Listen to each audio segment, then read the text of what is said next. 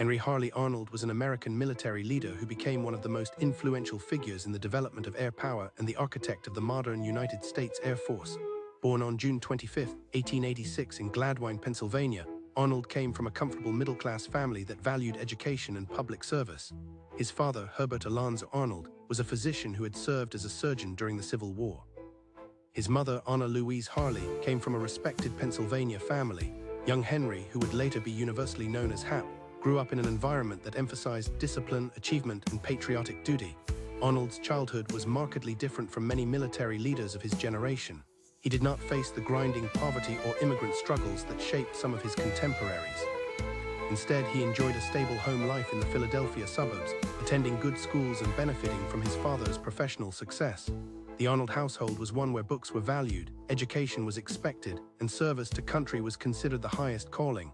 Young Henry was an active boy, interested in sports and outdoor activities, but he also showed an early aptitude for organization and leadership. The nickname Hap, short for Happy, came to Arnold during his youth and stayed with him throughout his life. It reflected his generally optimistic and energetic personality, though those who knew him well understood that beneath the cheerful exterior was a driven and sometimes demanding leader. Arnold was not naturally happy-go-lucky, but he cultivated an upbeat demeanor that served him well in military and political circles. He understood early that people responded better to confidence and optimism than to pessimism and doubt. Arnold attended Lower Merion High School in Ardmore, Pennsylvania, where he was an average student but an enthusiastic athlete. He played football and participated in track, developing the competitive spirit that would characterize his entire career. He was popular among his classmates, showing the social skills that would later help him navigate the complex world of military politics and inter-service rivalries. His family expected him to attend college, and there was some discussion about him following his father into medicine, but young Arnold had other ideas. In 1903, at the age of 17, Arnold received an appointment to the United States Military Academy at West Point.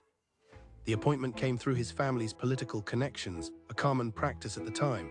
West Point was the premier institution for training Army officers, and admission was highly competitive. For Arnold, it represented an opportunity for adventure, leadership, and service that appealed to his energetic nature.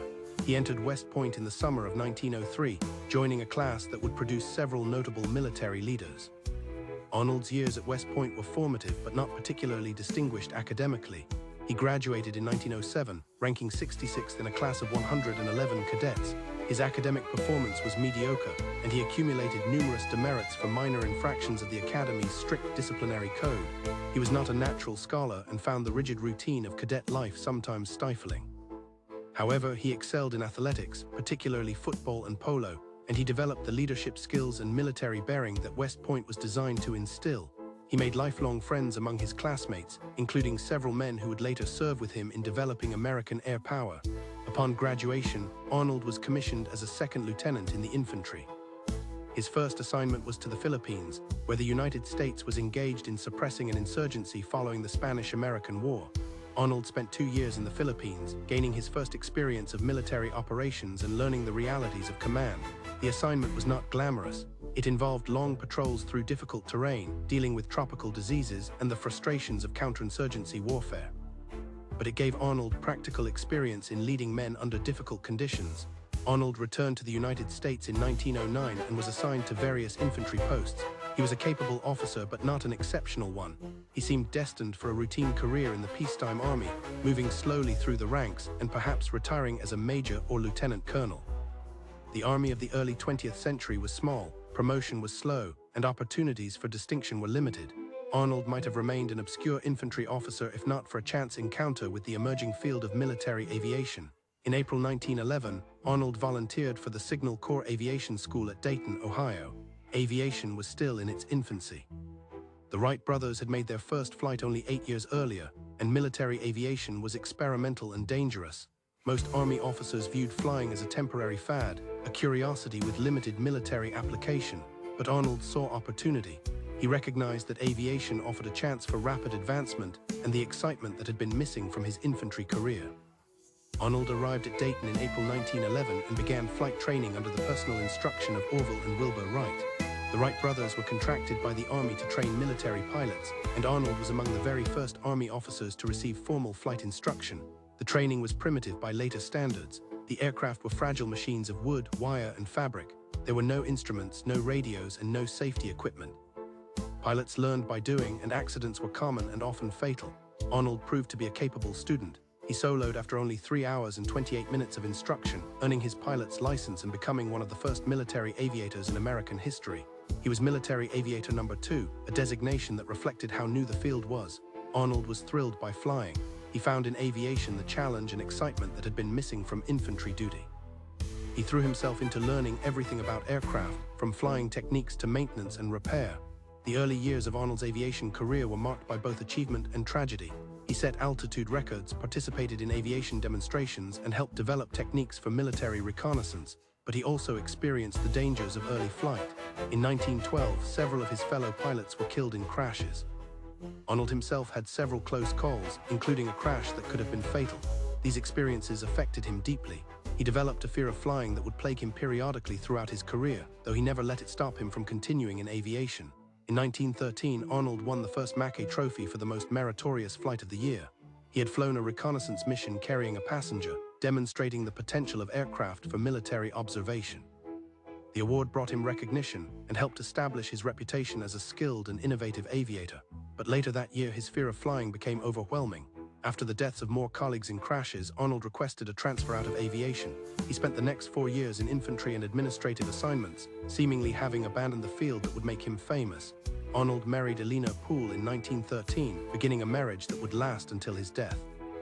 Elena, known as Bee, was the daughter of a banker and came from a respectable family. She provided Arnold with stability and support throughout his career. The couple would have 4 children, 2 sons and 2 daughters. Arnold was a devoted family man, though his career often kept him away from home for extended periods. Bee understood the demands of military life and created a stable home environment that allowed Arnold to focus on his professional responsibilities. In 1916, with war raging in Europe and the United States moving toward involvement, Arnold returned to aviation. The Army was expanding its air service and needed experienced officers. Arnold overcame his fear of flying and rejoined the aviation section of the Signal Corps. It was a decision that would define the rest of his life. He threw himself back into aviation with renewed energy, determined to help build American air power. When the United States entered World War I in April 1917, Arnold expected to be sent to France to command a combat squadron. He was an experienced pilot and a capable officer, seemingly perfect for combat command, but the Army had other plans. Arnold was kept in the United States to organize and train the rapidly expanding air service. It was a crushing disappointment. He wanted combat command and the glory that came with it. Instead, he spent the war in administrative positions, training pilots and organizing air units. Arnold's World War I service, though not what he wanted, was important. He held various training and administrative positions, rising to the rank of colonel. He demonstrated exceptional organizational ability, helping to build the infrastructure needed to train thousands of pilots and support personnel. He learned about logistics, personnel management, and the complexities of large-scale military organization. These skills would prove invaluable in his later career, but at the time he felt he had missed the war, and he watched with envy as younger officers gained combat experience and glory in France. After the war, Arnold was caught in the dramatic reduction of the military. The Army shrank rapidly, and Arnold reverted to his permanent rank of captain, a humiliating demotion after serving as a colonel. The air service was reduced to a tiny force, and aviation seemed to have no future in the peacetime military. Many of Arnold's colleagues left the service for civilian aviation careers. Arnold considered leaving as well, but he decided to stay, believing that aviation would eventually prove its worth. The 1920s were difficult years for military aviation and for Arnold personally. He held various assignments, slowly working his way back up through the ranks. He commanded air units, attended military schools, and became increasingly involved in the political battles over the future of military aviation. He became a protege of Brigadier General Billy Mitchell, the controversial advocate for air power who believed that aircraft would dominate future warfare. Mitchell's crusade for an independent air force and his criticism of Army and Navy leadership eventually led to his court-martial in 1925. Arnold supported Mitchell and testified on his behalf, a courageous act that could have ended his own career. The association with Mitchell marked Arnold as a troublemaker in the eyes of some senior officers, but it also connected him with a network of aviation advocates who would later help build the independent Air Force. Throughout the 1920s and 1930s, Arnold worked tirelessly to promote military aviation. He understood that air power needed public support to survive in the budget battles of peacetime. He cultivated relationships with journalists, participated in air races and demonstrations, and worked to keep aviation in the public eye. He helped organize publicity flights, including a flight to Alaska in 1934 that demonstrated the potential of long-range military aviation. He was promoted to brigadier general in 1935 and to major general in 1940 as the Army slowly expanded in response to growing international tensions. In 1938, Arnold was appointed Chief of the Army Air Corps, the top position in Army aviation. He was now in a position to shape the development of American air power. He immediately began pushing for expansion and modernization. He understood that war was coming and that the United States was woefully unprepared.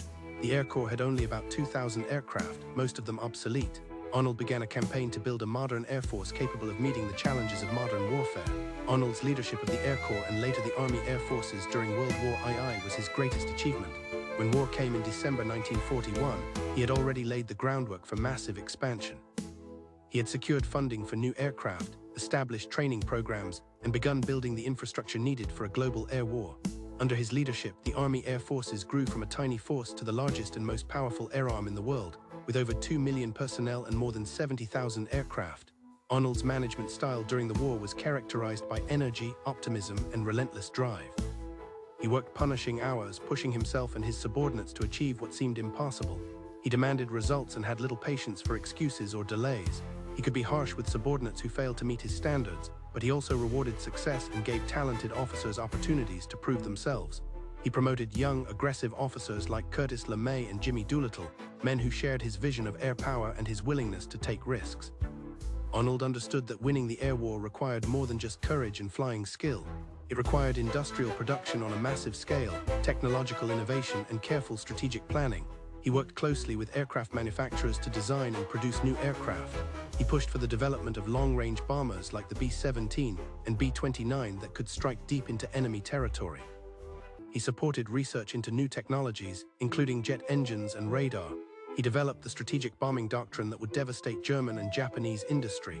The strategic bombing campaign that Arnold championed was controversial then and remains so today.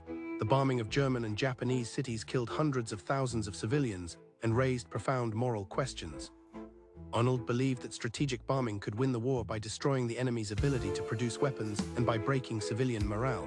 He was convinced that air power could make ground warfare obsolete, that wars could be won from the air. History would prove his vision only partially correct, but there is no doubt that strategic bombing played a crucial role in defeating Germany and Japan. Arnold's wartime service took a severe toll on his health. He suffered his first heart attack in 1943 and would have 3 more during the war. His doctors urged him to slow down, but Arnold refused. He continued to work at a punishing pace, traveling constantly to visit units, inspect facilities, and meet with Allied leaders.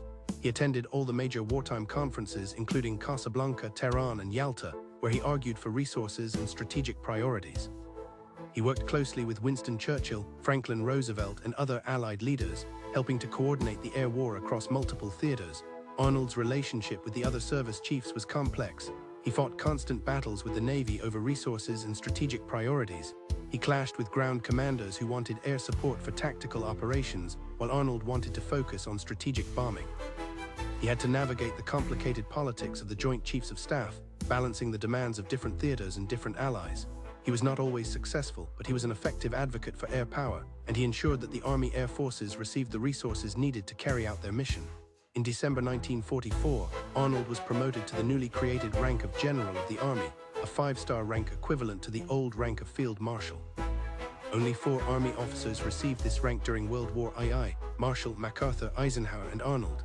It was recognition of Arnold's crucial role in the war effort and of the importance of air power. Arnold was immensely proud of the honor, seeing it as validation of everything he had worked for throughout his career. The end of World War II in 1945 brought new challenges. Arnold was determined that the lessons of the war would not be forgot. He pushed for the creation of an independent air force, separate from the Army. He believed that air power had proven its worth and deserved equal status with the Army and Navy. He worked with Congress and the Truman administration to make this vision a reality. His health was failing and he knew his time was limited, but he was determined to see the Air Force established before he retired. In 1946, Arnold retired from active duty after 38 years of military service. He was exhausted and in poor health, having suffered multiple heart attacks, but he had achieved his goal. The National Security Act of 1947 created the independent United States Air Force, fulfilling the dream that Billy Mitchell had championed decades earlier. Arnold did not live to see all the consequences of this achievement, but he knew he had helped create something that would endure. In retirement, Arnold remained active despite his declining health. He wrote his memoirs, served on corporate boards, and continued to advocate for a strong national defense and a powerful air force. He was consulted by military and political leaders on aviation matters. He received numerous honors and awards, including a special 5th star as General of the Air Force in 1949, making him the only person ever to hold 5-star rank in the United States Air Force. Arnold's final years were marked by increasing physical decline. His heart condition worsened, and he suffered additional heart attacks. He spent time in California, where the climate was easier on his health. He remained mentally sharp and continued to follow developments in aviation and military affairs. He watched with interest as the Cold War developed and as the Air Force he had helped create took on new responsibilities in the nuclear age. On January 15, 1950, Henry Harley Arnold died at his ranch in Sonoma, California. He was 63 years old. The cause of death was heart failure, the culmination of years of heart disease exacerbated by the stress of his wartime service. His death was mourned across the nation and around the world. Military leaders, politicians, and aviation pioneers paid tribute to his vision and leadership. He was buried at Arlington National Cemetery with full military honors. Arnold's legacy is profound and enduring. He is remembered as the father of the modern United States Air Force, the leader who transformed a small, poorly equipped Air Corps into the most powerful air force in the world. His vision of air power as a decisive element of modern warfare shaped American military strategy for generations. The Air Force he helped create became the dominant air force of the 20th century, projecting American power around the globe. Arnold's contributions went beyond organizational achievement. He helped develop the doctrine and strategy of strategic air power. He promoted technological innovation, supporting the development of new aircraft, engines, and weapons systems. He understood the importance of training and education, establishing institutions that would train generations of airmen. He recognized that air power required not just pilots but also navigators, bombardiers, mechanics, and support personnel, and he built the systems to train and sustain them. Modern historians recognize Arnold as one of the great military leaders of the 20th century. His strategic vision, organizational ability, and relentless drive were crucial to Allied victory in World War II. The air campaign against Germany and Japan, which Arnold directed, destroyed enemy industry, disrupted communications, and paved the way for Allied ground victories. While the morality of strategic bombing remains debated, its effectiveness in hastening the end of the war is undeniable. Arnold's leadership style has been studied by military officers and business leaders. He was demanding and sometimes difficult, but he was also inspiring and effective. He delegated authority to capable subordinates, giving them the freedom to innovate and take risks. He rewarded success and learned from failure. He understood the importance of morale and worked to build esprit de corps within the Army Air Forces. He led by example, refusing to spare himself even when his health was failing. Perhaps Arnold's most important quality was his vision. He saw the potential of air power when others dismissed it as a novelty. Understood that aircraft would transform warfare, making distance less relevant and bringing entire nations into the combat zone. He recognized that air superiority would be essential to victory in modern war. He grasped the strategic implications of long-range bombing and the importance of technological superiority. His vision was sometimes ahead of what technology could deliver, but it drove innovation and progress. Arnold also understood the political dimension of military leadership. He knew that building air power required public support and congressional funding. He cultivated relationships with journalists, politicians, and business leaders. He was an effective advocate for aviation, able to explain complex technical matters in terms that non-specialists could understand. He navigated the treacherous waters of inter-service rivalry, fighting for resources while maintaining working relationships with Army and Navy leaders. The Air Force that Arnold helped create faced new challenges in the years after his death. The Cold War, the nuclear age, and the space race brought responsibilities that Arnold had only dimly foreseen. But the institution he built proved adaptable and resilient. The emphasis on technology, training, and strategic thinking that Arnold had instilled remained central to Air Force culture. His vision of air power as a decisive element of national security continued to guide Air Force development. In the end, Henry Harley Arnold was a transformative leader who helped shape the modern world. He took a small, marginalized branch of the Army and built it into an independent service that would project American power globally. He survived the dangerous early days of aviation, overcame career setbacks, and rose to the highest ranks of military leadership. He led with vision, energy, and determination, never losing sight of his goal even when his health was failing. His life spanned the entire history of military aviation, from the Wright brothers to the jet age, and he played a central role in that history. Arnold represents the best of American military leadership, combining technical expertise, strategic vision, and personal courage. His legacy endures in the Air Force he helped create and in the countless airmen who have followed in his footsteps, carrying forward his vision of air power as the key to national security and military victory.